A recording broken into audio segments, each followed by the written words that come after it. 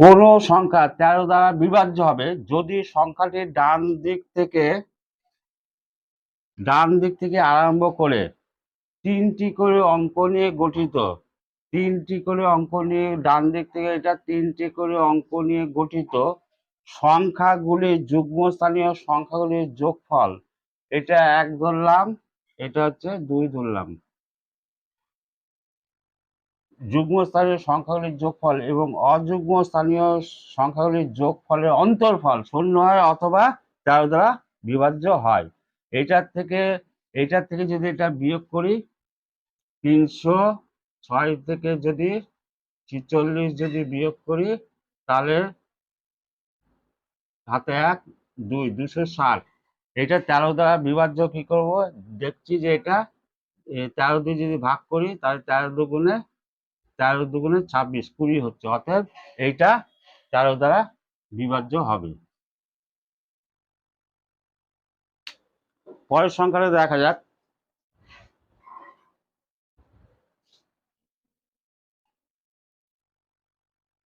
এখানে তিনটে, এখানে তিনটে, এখানে দুটো, এখানে 1 দিলাম, এটা 2 দিলাম, এটা 3 দিলাম। এইটা বিজোড় সংখ্যাগুলো করে দিই 931 আর যোগ হচ্ছে 10, যোগ করলাম 1 4 আর 9। এটা থেকে এটা বিয়োগ করবো হচ্ছে 213। 213 যদি বিয়োগ করি 8 হাতে 1 2 728। 728কে 13 দিয়ে ভাগ করে দেখা যাক মিলা কিনা। 728 65, 5 13 65, 7 8 6 13 78। অতএব এটা 13 দ্বারা বিভাজ্য। পরেরটা তিনটে তিনটেকে ভাগ করছি, এখানে তিনটে, এখানে তিনটে, এইখানে তিনটে। এটা 1 দিলাম, এটা 2 দিলাম, এটা 3 দিলাম। এটা যোগ করে এটা বিয়োগ করব। আচ্ছা, আবার এটার থেকে 806 বিয়োগ এই দুটো যোগ করা যাক। 110 যোগ 306 তার সমান 806 বিয়োগ 6 1 416। 416 থেকে যদি 806 থেকে যদি 416 বা বিয়োগ করা যায়, 806 থেকে যদি 416 বিয়োগ করা যায় 16 9 হাতে 1 390। 390 হচ্ছে 13 দ্বারা বিভাজ্য। 3 13 39 0, অর্থাৎ এটাও 13 দ্বারা বিভাজ্য।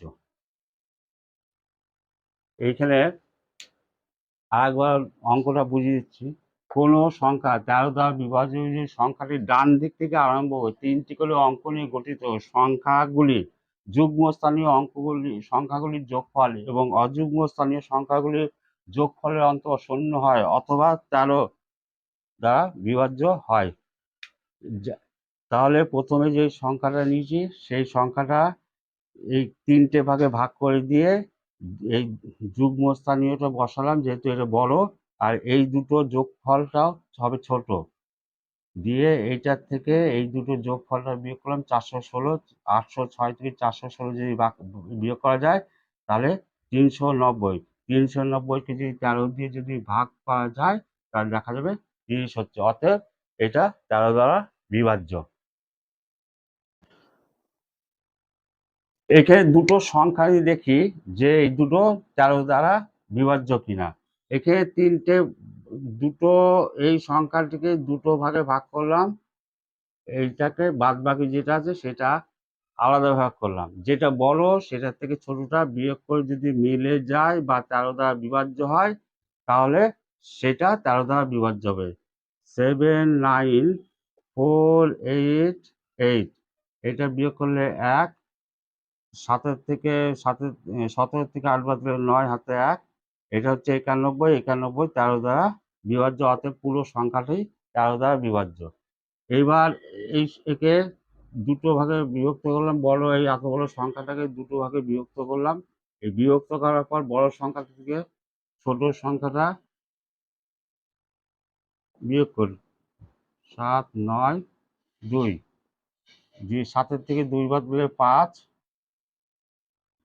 7-এর থেকে 2 বাদ দিলে 5, 4 থেকে 9 বাদ দিলে 4, 7, 3। এবার এদিক থেকে 3টে সংখ্যা বাদ দিয়ে এই 3টে বিয়োগ করে দেখি। একে দুটো ভাগে বিভক্ত করে নিলাম, যেহেতু এটা বড় এটার থেকে বিয়োগ করলাম। 5-এর থেকে 3 বাদ দিলে 2, এটা 4, 7। এই 742কে 13 দিয়ে ভাগ করে দেখি। 7-13 91, 6-13 78, 5 65, 5-13 65,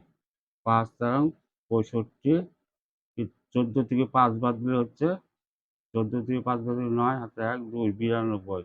তারপর এটা 13 দ্বারা বিভাজ্য হচ্ছে না, অতএব এটা পুরো সংখ্যাটা 13 দ্বারা, এটা হচ্ছে 7-13 91।